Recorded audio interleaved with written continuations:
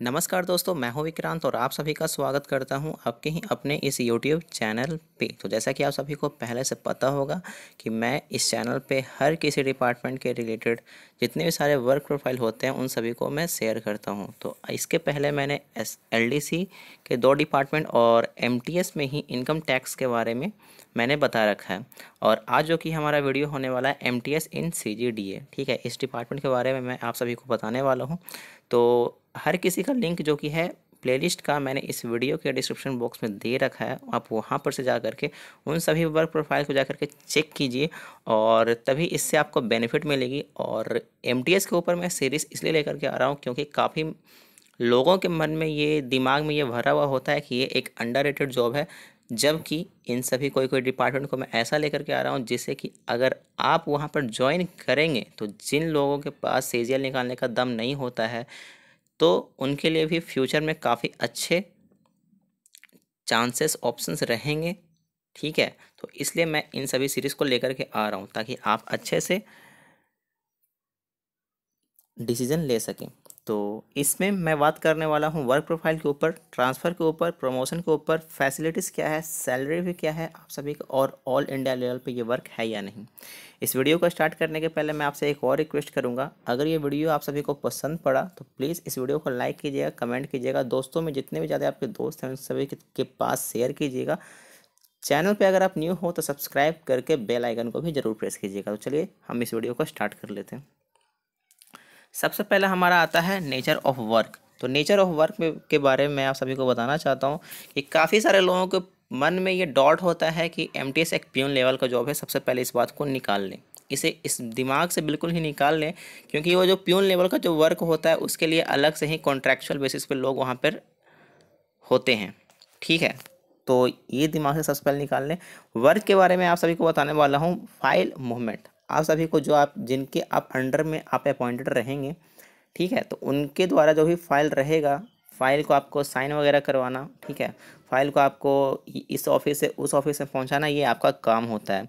Records को जो कि होता है फिजिकल मेंटेनेंस का काम आपका होता है, ठीक है, मतलब फाइल जो रजिस्टर्ड जो कि होता है उसे मेंटेन करना आपका काम होता है। फ़ोटो कॉपी करवाने का काम आपका होता है। लेटर्स को टाइप करवाने का काम आपका होता है। सीनियर अथॉरिटी जो भी चीज़ आपको काम दे रहे हैं वो आपको करना पड़ेगा। इसमें कभी कभी ऐसा भी चीज़ हो सकता है कि जो सबसे ज़्यादा सीनियर हैं आपको वो बोल सकते हैं कि मेरे लिए कुछ ये सामान बाहर से लेते आओ, ये कुछ सामान लेते आओ। तो इसका मतलब ये नहीं होता है कि आपको वो चपरासी समझ रहे हैं, वो आपको एक अपना अपना समझ करके ही आपसे वो कोई ना कोई काम करवा रहे हैं। ऐसा भी नहीं होता है कि हर समय वो आपको कुछ ना कुछ काम ही देते रहेंगे। ऑफिस से ही रिलेटेड आपका वर्क होता है और शायद उन्हें कुछ इमरजेंसी में कुछ ज़रूरत पड़ सकता है तो वो आपसे लाने के लिए कह सकते हैं। इसमें कोई बहुत ही बड़ी कोई दिक्कत वाली बात नहीं होती। आप अपने आप को उनका, अगर वो आपसे ज़्यादा सीनियर है तो उन्हें आप अपने पेरेंट के समान मानिए, या ठीक है, और अगर आप थोड़े से बड़े हैं तो उन्हें आप अपने एक बड़े भाई की तरह मानिए, क्योंकि वही आपको एक बच्चा की ही तरह ट्रीट करते हैं, ठीक है। और फिर आपको सर्वे वगैरह जो कि होता है उसमें जाके आपको मदद करना होता है, ठीक है। तो इसका मतलब कभी कभी आपको फील्ड में भी जाना पड़ सकता है। फिर आपको हो सकता है किसी किसी भी चीज़ में आपको वो और भी हेल्प मांगे तो वो आपको करना पड़ेगा। चलिए इसके बाद हम आगे देख लेते हैं फैसिलिटीज़।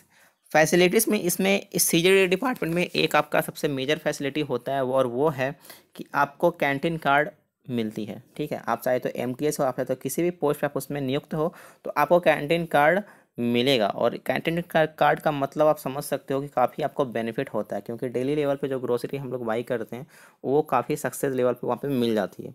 तो इसके लिए आपको काफ़ी बेनिफिट हो सकता है, ठीक है।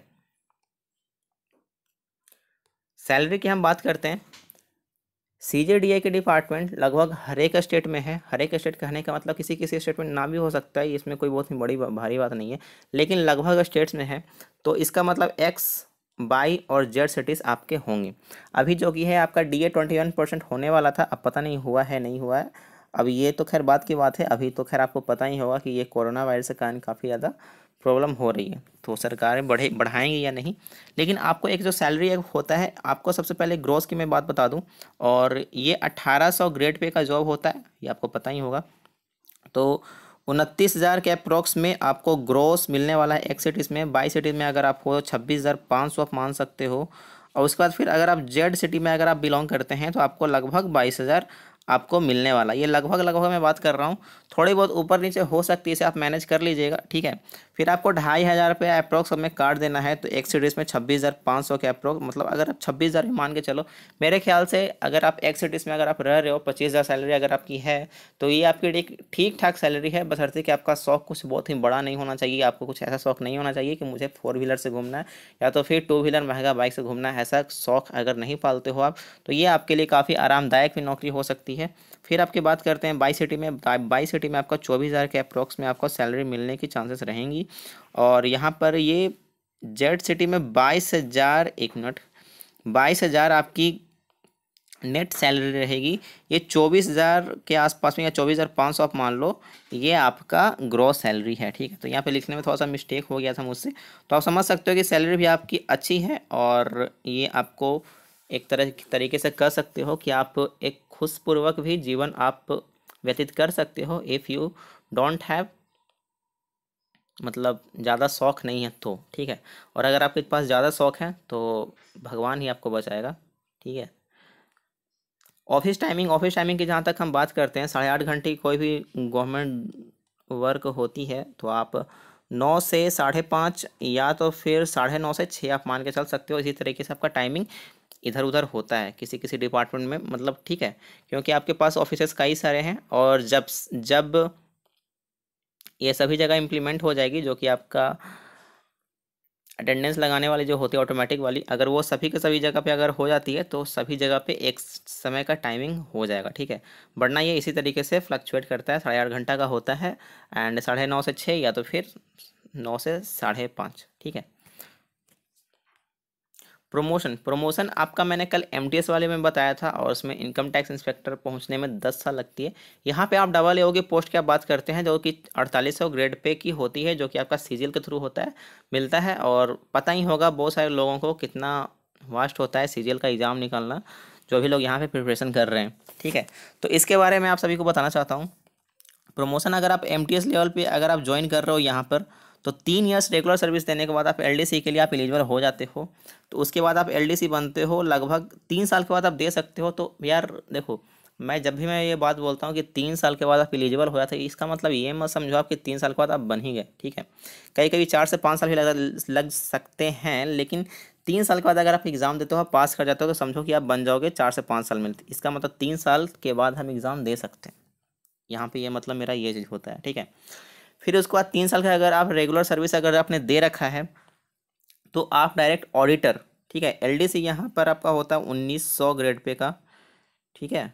इस चीज़ को ध्यान में रखिएगा, एलडीसी आपका होता है 1900 ग्रेड पे का। फिर आप एलडीसी में 3 साल रहने के बाद, अगर आप यहाँ पर एमटीएस के बाद 3 साल, ये मैंने लिखना भूल गया था यहाँ पर, तो 3 साल यहाँ पर, और एमटीएस से 3 साल करने के बाद अगर आप एग्ज़ाम देते हो तो एलडीसी बनते हो। एलडीसी में 3 साल करने के बाद अगर आप एग्ज़ाम देते हो, तो डबल यो नहीं, ऑडिटर, ठीक है, ऑडिटर बन जाओगे आप सभी। यहीं पर एसएएस का भी एग्ज़ाम होता है, एलडीसी के डायरेक्ट बाद आप एसएएस का भी एग्ज़ाम दे सकते हैं। अगर आप वहाँ पर पहला एग्ज़ाम पास कर जाते हैं, तो आपको ऑडिटर बना दिया जाता है। पहला मतलब 8 या 9 पेपर शायद होते हैं। एसएएस का आप देख लीजिएगा, मुझे ध्यान नहीं है।